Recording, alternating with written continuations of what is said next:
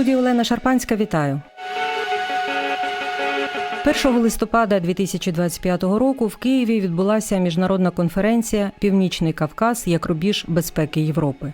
Ця подія була організована до 3-ї річниці визнання Верховною Радою України територію Чеченської Республіки Ічкерія тимчасово окупованою. Я йшла на цю подію суботнім ранком, і мене зупинила пісня «Українське сонце». А потім хвилина мовчання, і Київ завмер. На щиті повернувся до рідного міста ще один воїн. А в готелі «Україна» було повно людей у військовій формі. Це бійці Кавказького легіону, які воюють пліч-опліч з українцями з лютого 22-го під командуванням Ладога Мсахурдія. Чеченські добровольці з батальйонів імені Джохара Дудаєва та Шейха Мансура, інших підрозділів, які на війні проти російської агресії з 2014-го. З початком повномасштабного вторгнення їхня кількість зросла, і вони беруть участь у бойових діях на різних напрямках, а також у боях на території Росії. Вони теж несуть втрати, але вважають за честь боротися разом із українцями проти спільного ворога. Я почала свою розповідь про конференцію, присвячену Північному Кавказу, саме з цього, аби був зрозумілим настрій і дух тих, хто виступав, і тих, хто сидів у залі. Записано понад 2 години виступів та інтерв'ю.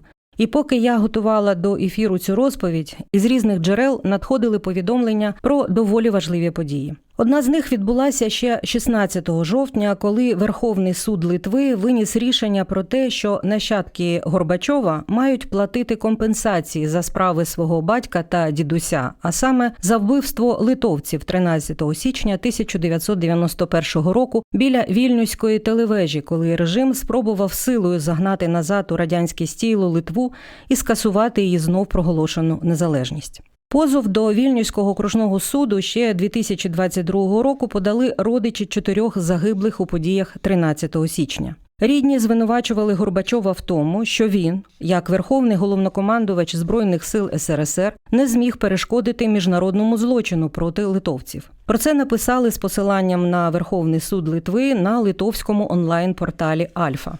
Я коротко нагадаю, що керівники СРСР на чолі з Михайлом Горбачовим не взяли на себе відповідальність за події ночі з 12 на 13 січня 1991 року та заявили, що не віддавали жодних наказів. Першою у списку приборканих радянських республік, що захотіли незалежності, мала бути Грузія. 1989 року саперними лопатками і невідомим отруйним газом псковські десантники за підтримки військових Закавказького військового округу розігнали мирну демонстрацію в Тбілісі. Але це лише пришвидшило події, і свою незалежність Сакартвело відновила 9 квітня 1991 року в день страшної трагедії 89-го.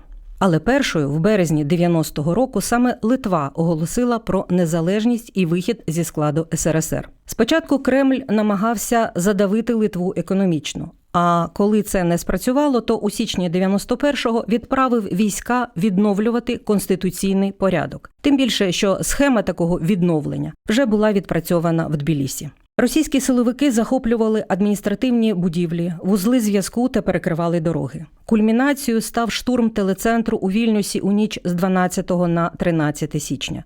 Його захищали тисячі беззбройних прихильників незалежності. Військові відтісняли людей за допомогою бронетехніки. У сутичках загинуло 14 цивільних, сотні були поранені. Зрештою, Кремль не наважився на подальшу ескалацію, і в серпні СРСР довелося виводити війська з Литви, а на початку вересня визнати її незалежність. Але Грузії виходу із сім'ї народів не пробачили. 91-го року чекісти організували і здійснили державний переворот у країні. Законно обраний більшістю грузинів перший президент Звіат Гамсахурдія був вигнаний з країни і знайшов прихисток у Чечні, на чолі якої був Джохар Дудаєв. А за таку непокору, за силу і сміливість опиратися, відстоюючи інтереси власних народів, обидва президенти були через певний час убиті.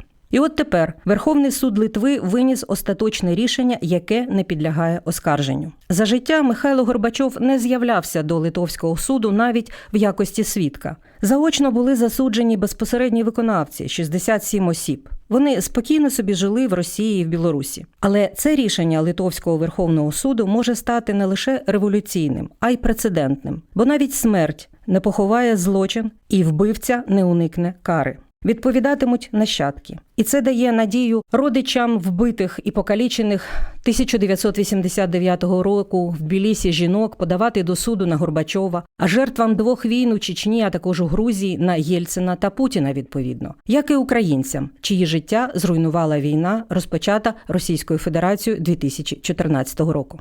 Та повернемося до Кавказу. Панельна дискусія, нормативний трек «Права народів, деокупація і міжнародне право». На ній виступала моя колега, шеф-редакторка iNews, Ічкерія News, представниця українців Кавказу Інна Курочкіна. Інна, яка вільно говорить англійською, італійською, грузинською, бо народилася і виросла в Тбілісі, підготувала цей виступ українською, рідною мовою свого вінницького дідуся Тихона Пугача.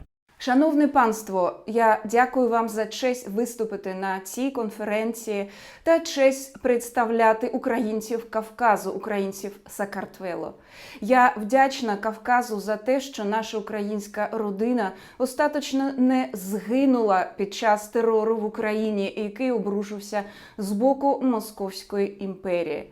Моя українська родина втратила під час Голодомору 10 людей, у тому числі маленьких дітей. Бабуся Євдокія Руденко врятувалася із сестрою у Тбілісі. Мій дідусь Тихон Пугач, родом із Вінницької області, пережив жахи московської окупації, Голодомору, масових розстрілів рідних в операціях НКВД в 1937 року, коли у Вінницької області були закатовані тисячі та тисячі людей лише за те, що вони були українцями. Під час Другої світової війни він був поранений і потрапив до шпиталю в Тбілісі. Зустрів мою бабусю, у них в Тбілісі народився мій батько, який вже став класичним українським грузином та грузинським українцем. Російська пропаганда, яка сьогодні супроводжує геноцид українців, це практика, яка відтоді супроводжувала каральні операції чекістів проти українців у всьому світі, зокрема в Грузії. Вже під час Другої світової війни в Україні лютував перший секретар Центрального комітету Компартії України Хрущов, безжальний вбивця українців.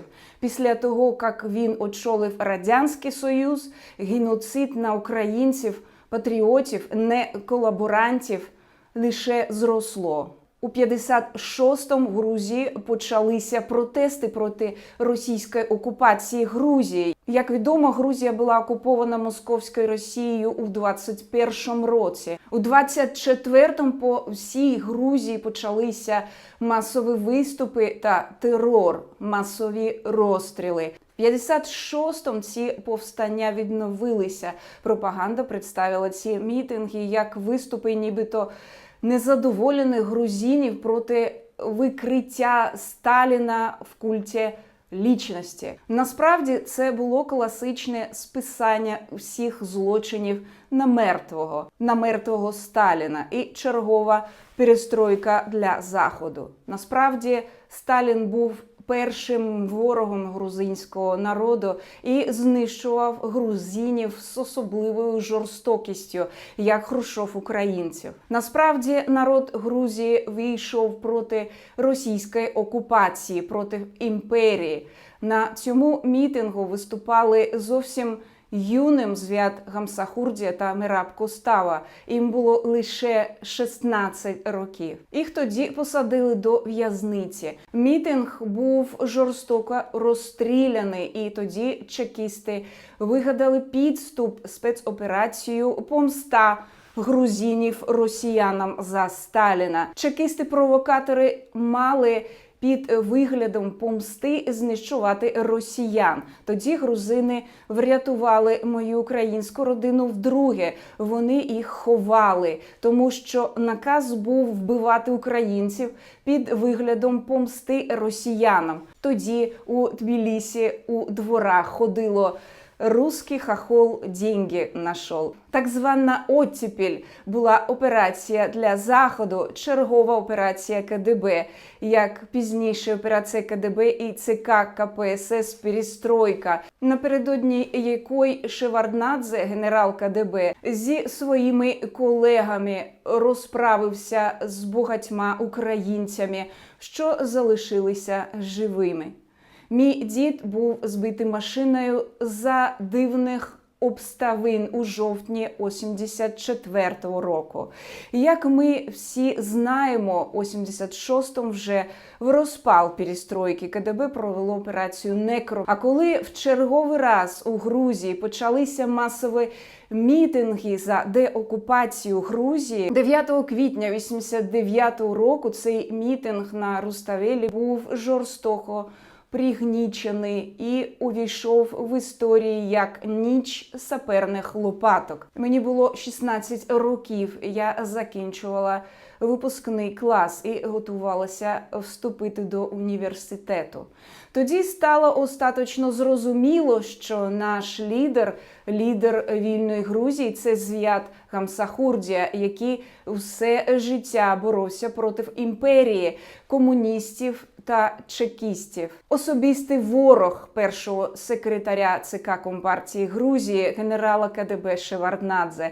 Тоді вже в 90-му році, маючи колосальний ресурс, Шеварднадзе запустив кампанію дискредитації Звіата Гамсахурдія в Росії та на Заході. А КДБ за участю Міноборони Росії запустило так звану доктрину Лук'янова. До Південної Осетії та Абхазії були заслані збройні формування для створення псевдосепаратистських рухів, щоб ударити по цілісності Грузії та не допустити виходу Грузії з Радянського Союзу. Звіат Гамсахурдія був звинувачений у нацизмі, як і весь грузинський народ. Пізніше така ж схема була запущена Путіним проти України, проєкт ДНР та ЛНР. А задумана ця операція була в тому ж 90-му проти України, проти Молдови. Усі російські канали, всі відомі вам так звані демократичні журналісти, а насправді відібрані під жорстким контролем КДБ для операції «Перестройка», брали участь у кампанії проти Звіада. Коли ми обрали абсолютною більшістю Звіата Гамсахурдія президентом у 91-му році, Грузія відновила незалежність та державність. Звіаду надходили пропозиції спочатку від Горбачова, а потім від Єльцина з'явитися на підписання нового союзного договору. І коли Звіат відмовився, у Тбілісі за наказом Єльцина було здійснено військовий переворот. Пропаганда назвала це громадянською війною, а на чолі Грузії було поставлено Шеварднадзе. Так Росія відновила повний контроль над Грузією. Російські колаборанти, військова хунта розстрілювали на вулицях Тбілісі мирне населення. Над нами проводилися садистичні практики. Ми в Тбілісі пережили кілька років справжнього голоду за програмою денацифікації та помсти за те, що подумали про свободу від імперії. Тоді Звіада підтримав лише президент Чеченської Республіки Джохар Дудаєв. Від українців Звіада підтримав антиімперський блок народів та особисто Слава Стецько. Благословенна її пам'ять. Абхазію було окуповано Росією в 93-му. Українці рятували грузинське населення Абхазії, вивозили Чорним морем. Звіада було вбито 31 грудня 93-го року. А Шеварднадзе підписав з Росією угоду про російські військові бази в акваторії Чорного моря Грузії. увійшов до СНГ, вітав телеграмою дії Єлцина у грудні 94-го року війну проти незалежної Чеченської Республіки Ічкерія. Тож сміливо можна сказати, що жодного дня Московська імперія не припиняла каральних дій у рамках окупації, геноциду українців, грузинів та чеченців з часу московської окупації 1920-х років, чим продовжила окупацію та геноцид проти наших народів з боку царської імперії. Тому, коли ми чуємо міркування від російських лібералів, що війна Росії проти України розпочалася в 2022 році або в 2014 році, це не так. Москва ніколи не припиняла винищувати українців, грузинів та чеченців. Були лише періоди, коли для Заходу треба було продемонструвати перестройку, перезагрузку, оттепель та перерозподілити своїх перевірених людей.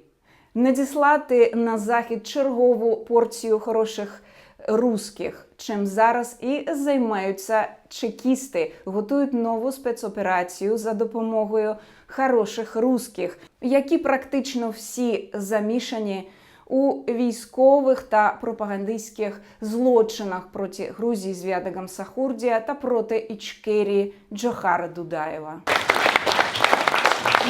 Міжнародна конференція «Північний Кавказ як рубіж безпеки Європи» зібрала в одній залі чимало знакових осіб. Учасники вітали виступи колишньої міністерки закордонних справ Польщі, а нині генерального секретаря Європейської партії консерваторів і реформістів Анну Фотигу, польського громадського та політичного діяча Адама Боровського, американську науковицю, директорку програм Центральноазійського Кавказького інституту Лауру Ліндерман, італійського письменника та історика Франческо Бенедетті, Расу Юкнєвічене, колишню міністерку оборони Литви та голову парламентської асамблеї НАТО. Серед почесних гостей були третій президент України Віктор Ющенко, прем'єр-міністр Чеченської Республіки Ічкерія Ахмед Закаєв, голова Верховної Ради України Руслан Стефанчук, перший заступник голови Верховної Ради Олександр Корнієнко, радник керівника Офісу президента України Михайло Подоляк, народні депутати Марія Мезенцева, Людмила Буймістер, Ярослав Юрчишин, Олег Дунда і, звичайно, голова Меджлісу кримськотатарського народу Рифат Чубаров і заступник голови Меджлісу Ахтем Чийгоз. І тут мені хотілося б звернути увагу на слова Рифата Чубарова щодо глобальної кризи, яку спричинила війна Росії проти України. Він переконаний, що її наслідки запустять процес великих зсувів у міжнародній конструкції, яка існувала досі. І тут важливо, аби права народів не послабилися, а навпаки зміцнилися. Рифат Ага нагадав історичний факт. 1945 рік. Ялта. Зустрічаються Черчилль, Рузвельт і Сталін. 8 місяців, як кримських татар депортували, а до того чеченців, інгушів, калмиків, балкарців. Троє світових лідерів вирішують долю Європи, пересувають кордони, керуючись лише власними інтересами. А до цього, ще в 19 столітті, Росія програє Кримську війну коаліції, яку складали Велика Британія, Франція, Османська імперія і Королівство Сардинія. І, виходячи знов-таки зі своїх інтересів, вони зробили такі умови миру, що Крим залишився Росії. І постраждали кримські татари, які підтримували коаліцію. Але ця поразка Росії стала трагедією і для Кавказу. За 4,5 роки після війни 2,5 мільйони жителів Кавказу були викинуті зі своїх земель. Ми їх називаємо мухаджири, говорить Рифат Чубаров. Це черкеси, адиги, ногайці, які змушені були шукати прихистку на землях, що тоді належали Османській імперії. Як і сотні тисяч кримських татар. Тоді ті переможці під корінь різали наші сили і позбавляли нас майбутнього. Тоді ми були об'єктами, а наші території – зоною інтересів держав-переможців. Вони не називали народи, а казали «Кавказ», «Дунай», «Крим».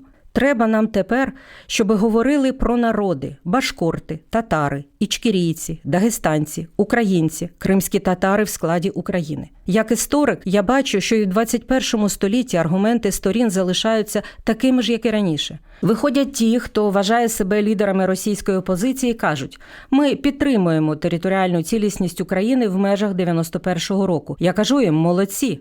Але вони продовжують. Такий же самий підхід має бути і до Росії. Тобто вони не кажуть, що долю Росії мають вирішувати інгуші, чеченці і балкарці, а й адиги. В студії Олена Шарпанська, і ми повертаємося до розповіді про міжнародну конференцію «Північний Кавказ як рубіж безпеки Європи». Ця подія була організована до 3-ї річниці визнання Верховною Радою України територію Чеченської Республіки Ічкерія тимчасово окупованою. Слухайте далі виступ Рефата Чубарова. Перша російсько-чеченська війна дала можливості Україні уникнути захоплення Криму тоді, в 1994-5 роках. Українська влада тодішня не зробила висновків. Кримські татари в той час, вони були зі зброєю і захищали Ічкерію. Але нас за це переслідувала тодішня спецслужба України, бо вважали, що ми здійснюємо злочин. По-друге, ми вголос кричали про загрозу Україні в 2008 році. Це не просто слова. Ми зібрали Курултай, це наш загальнонаціональний з'їзд, і прийняли спеціальне рішення щодо проведення міжнародної конференції щодо відновлення прав кримськотатарського народу і надання гарантії Україні як державі. Слухайте, ми знайшли підтримку повсюду, і в Європарламенті, пані Анна, і вашим колегам велике спасибі. Приїжджав комісар Фюле. Нас не підтримав лише уряд України. Третє. Ми, кримські татари, є дуже послідовними. І тоді ми дбали про свій народ. І сьогодні ми думаємо про свій народ. Майбутнє нашого народу в нерозрібному зв'язку з українською державою. Отже, ми дбаємо про Україну. Знищення Росії в цих кордонах – це не просто відповідає інтересам України, це є умова гарантії України і її майбутнього. Якщо Росія збережеться в цих кордонах, вважайте, що над нами завжди залишається ця погроза. Це не єдина умова. Ми маємо бути справедливими. Ми маємо до кінця підтримувати право поневолених народів Росії на самовизначення. Підтримка поневолених народів Росії означатиме те, що Північний Кавказ – це є дуже важливим звіном в європейській безпеці. Нам треба змінити ментальність європейців, оце уявлення про Північний Кавказ. Європейський політик має розуміти, що Північний Кавказ – це є одним із найважливіших ланцюгів європейської безпеки. От в цій роботі у нас є великі проблеми не лише з тими, хто є провідниками російської імперської політики ззовні. Вони є всередині нас. Чую деяких українських журналістів, політиків чую, мовляв, зверніть увагу на Північний Кавказ, на Дагестан, на Ічкерію, там йде у посилення радикальних ісламістських течій. І якщо, не дай Боже, вони створюють незалежні держави, це буде додаткова небезпека для європейських держав і таке інше. Такі наративи з боку Москви будуть збільшуватися. Але, і це я тут вже точно завершую, майбутнє української держави міцне, демократичне, благополучне, коли російська держава в її існуючих кордонах просто зникне і з'являться незалежні держави на основі права поневолених народів Росії на самовизначення. Дуже дякую. Про закон, про засади державної політики щодо поневолених народів Росії говорив не лише Ахмед Закаєв, а й народна депутатка і військовослужбовиця Людмила Буймістер. Бо саме цей документ, у тому числі, може легітимізувати паспорти Незалежної Чеченської Республіки Ічкерія на території України і дасть можливість родинам добровольців, які воюють поряд із українцями, легально і законно жити тут і чекати своїх рідних. Цей документ важливий не лише для народів Кавказу, а й для багатьох народів крайньої півночі, приміром. Нещодавно в мережі завирусилося відео, зняте на найбільшому китовому кладовищі Чукотки в Янракиноті. В ньому не лише вражаюче видовище китових скелетів, а й текст про те, що Росія завжди кидає чукчів у найтяжчі зимові місяці. До речі, самоназва цього народу – Лоуроветлани, що означає «справжні люди», а назва чукчі походить від слова «чаучу», що означає «людина, яка має оленів». І цю назву в 17 столітті запровадили саме російські землепроходці. Так от, на китовому кладовищі з'являються все нові і нові скелети китів, убитих китобійним судном «Зв'язний». Лоуроветланги та юпіки, росіяни називають їх ескімоси, збирають рештки китів, проводять ритуали і ставлять їхні черепи вертикально, аби ті дивилися в бік моря. Це спроба вибачитися за відібране життя морських велетнів і побажання для них знову відродитися і повернутися в море. Полювання на китів іде не лише для продажу м'яса та жиру на експорт. Щозими Росія просто кидає місцеве населення на призволяще. Гвинтокрили з продуктами харчування прилітають раз на кілька місяців або взагалі лише з приходом весни. Те, що Москва, центр великої держави, прирікає людей на голод, адже китів можуть і не вполювати, навіть не найстрашніше. Найстрашніше, що з цього села вже є загиблі за чужий інтерес. Лише за 3 роки з маленького села на 240 людей на війні в Україні загинуло 4 мешканця.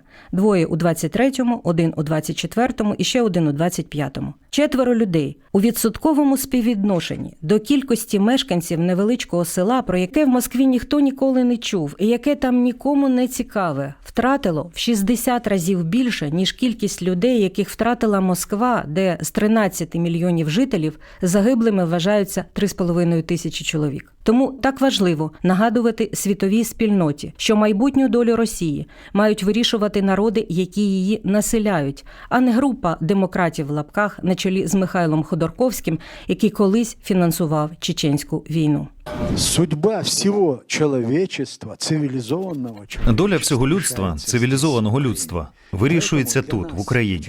Для нас, чеченців, із 2014 року, коли була здійснена перша російська агресія, це були не порожні слова. Солідарність із Україною. Ми забезпечували своє майбутнє.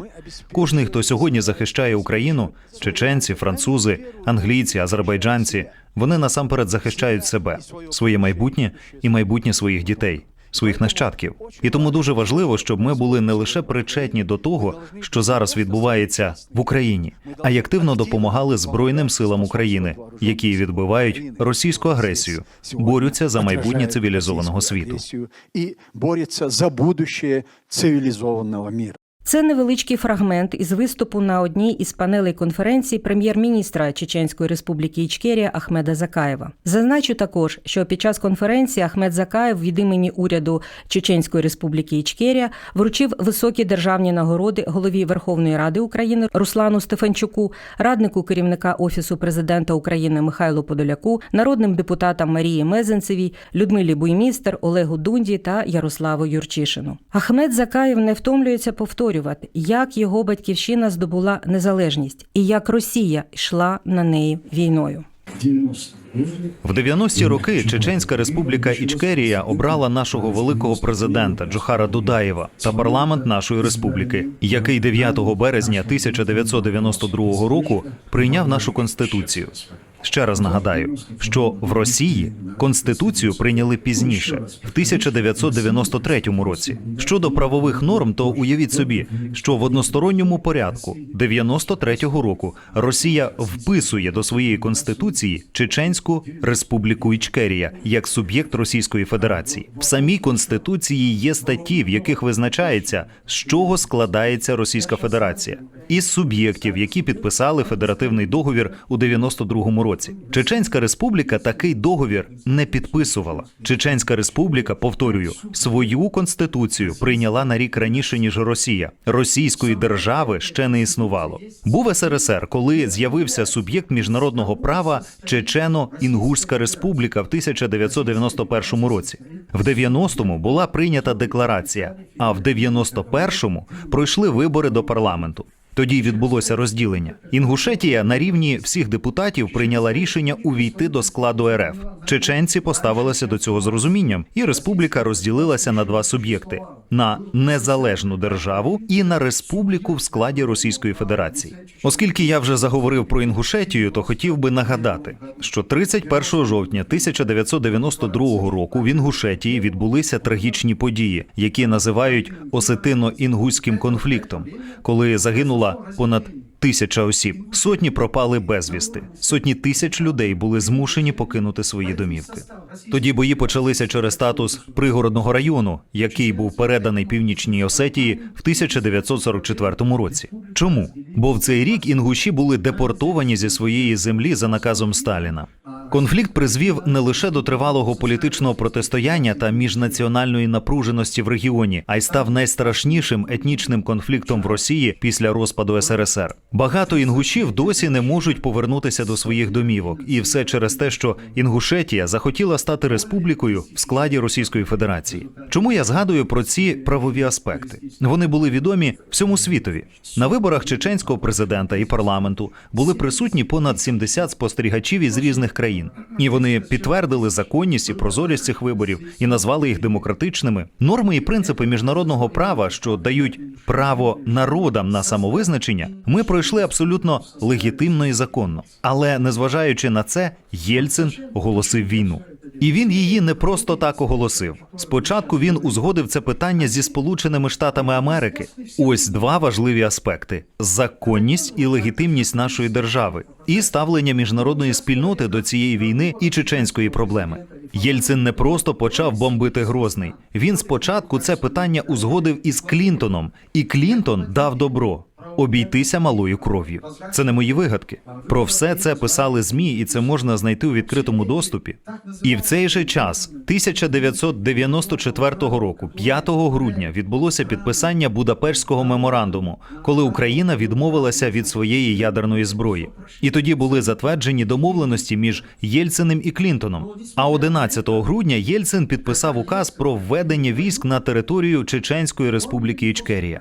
А що ж Європа? ПАРЄ, Рада Європи 1995 року в розпал російсько-чеченської війни веде перемовини про вступ Росії до Ради Європи. Весь світ бачив, як знищувався Грозний. Західна преса дуже докладно писала і знімала про все, що відбувалося на пострадянському просторі. В уставі Ради Європи чітко написано, що Росія не має права бути її членом, бо вона веде війну. Однак представники демократичної Європи заплющують на це очі і приймають Росію до Ради Європи і ПАРЄ. В цей період президент Чеченської Республіки Джохар Дудаєв сказав, що відтепер Рада Європи стала внутрішньою справою Росії. І кілька десятиліть саме це ми й спостерігали. Виключили Росію лише після початку повномасштабного вторгнення в Україну, коли Росія стала смертельно загрожувати самій Європі. Коли 2008-го Грузію атакувала Росія, заплющили очі знову. Сказали, що Міхаїл Саакашвілі винен, сам напав. І це рішення виніс не Басманний суд у Москві, а Комісія Євросоюзу. І в тому, що в Грузії анексовано 20% території, винна вона сама. 2014 рік. Світ не приймає адекватних рішень і, відповідно, не реагує на агресію Росії проти України. І Росія впродовж 8 років налаштовує і міжнародне співтовариство, і свою громадськість проти України. 8 років вони ведуть антиукраїнську пропаганду. Світ спостерігає, а Росія підтягує війська до кордонів України. В Україні відбулися вільні демократичні вибори. Україна заявила про свою готовність вступати до ЄС і НАТО. Всі демократичні норми цією країною дотримуються. Україна – суб'єкт міжнародного права, член ООН. Але Путін, перш ніж розпочати повномасштабну агресію в Україні, узгоджує це питання зі Сполученими Штатами Америки. Байден і його адміністрація дають добро на цю агресію. І це також не мої фантазії. Керівництво України про це знало, бо в публічних дискусіях вони не раз говорили, що їх викликали до Вашингтону і казали: «Вибачте, хлопці, ми не можемо вас захистити, але можемо надати політичний притулок, паспорти, аби ви могли евакуюватися в іншу країну, бо Путін захопить Україну, і за 2 тижні такої держави не буде». І от ми дожили до дня сьогоднішнього. Україна є і бореться. А що в Росії? Там корінні народи колонізовані. А оскільки вони корінні, то це внутрішня справа Росії, якій чимало хто радить не утискати їхні права. Але якщо в міжнародному праві є поняття колонізованих народів, то тоді їм має бути надана свобода, відбутися деколонізація. Бачите, як підміняються поняття та цінності. І Росія в цьому досягла величезних успіхів. І скільки б ми не говорили про це західним політикам, на превеликий жаль, вони цього не розуміють. Сьогодні тут Анна Фотига, єдиний європейський політик, яка запросила мене 2018 року вперше виступити в Європарламенті. І ми провели конференцію. Вперше за ці 30 років. Складається враження, що і Рада Європи, і Європейський парламент, і Сполучені Штати настільки нас бояться, що навіть слово «Ічкерія» вимовити не можуть. Не знаю чому. Нас не треба боятися. Ми невеликий мирний народ, який хоче свободи і незалежності. Що ми бачимо сьогодні? ПАРЄ, яка прийняла Росію в розпал чеченської війни, потім її вигнала, знову приймає резолюцію про те, щоб там з'явився голос нової вільної Росії, яка відроджується.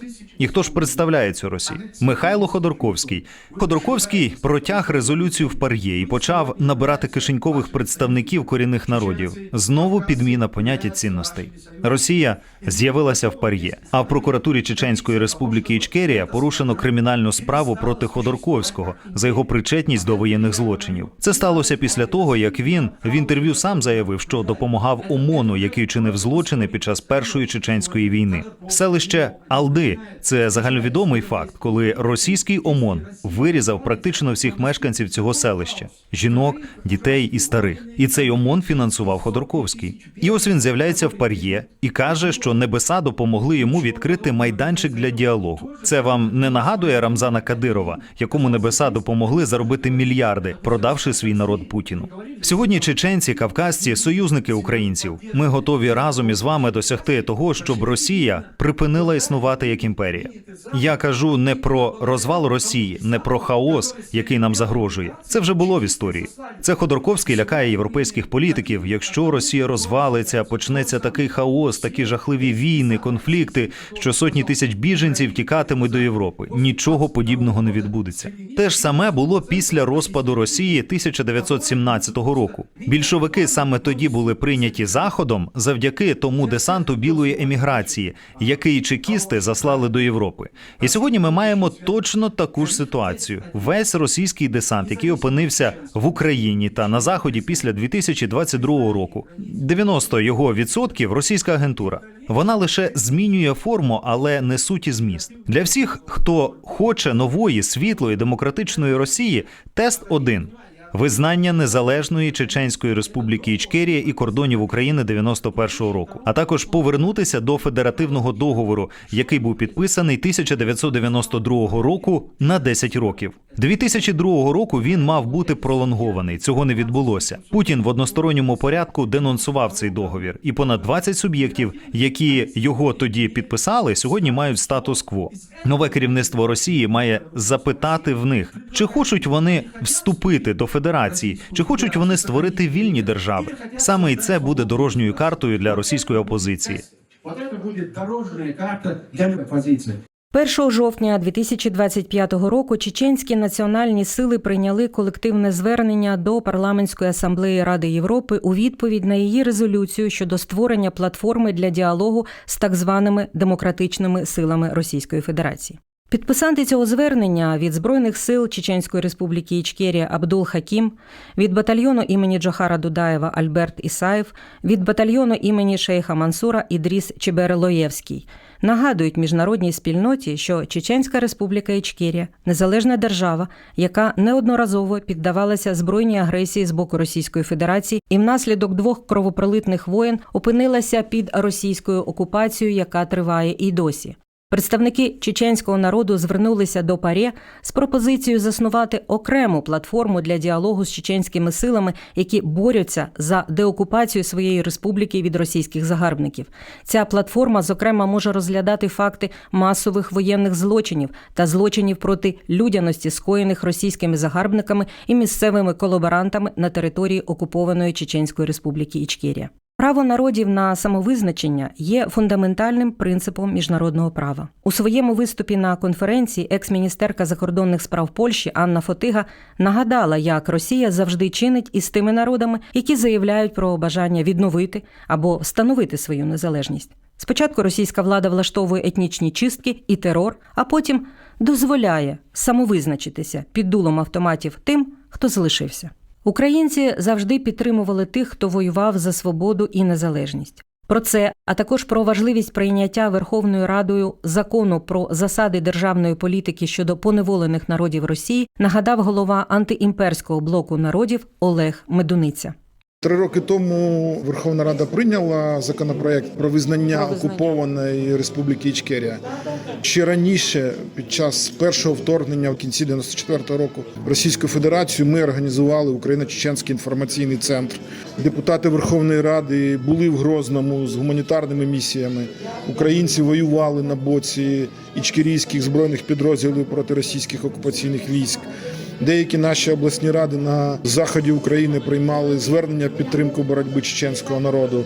Депутати Верховної Ради виступали тоді ще з трибуни, це було за Кучми. І тиск був на тодішню українську владу такий, що українська влада навіть побоялася підтримати Росію в її боротьбі з волелюбним чеченським народом тоді. За підсумками конференції була прийнята Київська декларація про Північний Кавказ як кордон безпеки Європи. В ній, зокрема, йдеться, що учасники підтримують розробку та імплементацію поетапної дорожньої карти деокупаційної політики щодо Північного Кавказу з 4 взаємодоповнюючими треками: правовий, санкційний, гуманітарний і комунікаційний. Я назву лише кілька ключових тез і звернення учасників конференції до Верховної Ради України, що закріплені в декларації. Зокрема, визнати громадянство Чеченської Республіки Ічкерія, ініціювати прийняття Україною зобов'язань щодо представлення інтересів громадян Чеченської Республіки Ічкерія на території третіх країн до моменту міжнародного визнання Чеченської Республіки Ічкерія, звернутися до парламентів країн Європейського Союзу та Великобританії, Канади, Конгресу Сполучених Штатів Америки, а також Європейського парламенту із заявою про необхідність підтримки Ічкерійського національно-визвольного руху, надати Державному комітету деокупації Чеченської Республіки Ічкерія офіційний статус органу, який веде національно-визвольну боротьбу, та передбачити механізм регулярного парламентського діалогу із ним. Сприяти встановленню діалогу з північно-кавказькими національно-визвольними рухами, а також створенню груп депутатів для комунікації з такими рухами. Та найперше, нам треба здолати спільного ворога. І добре, що в цій боротьбі поряд із українськими військовими стоять ічкерійці, грузини, дагестанці, представники різних народів із усього світу. Низький їм уклін і глибока подяка. Програму підготувала Олена Шарпанська. Реконструкція. Програма Українського радіо про світову політику від минулого до сьогодення.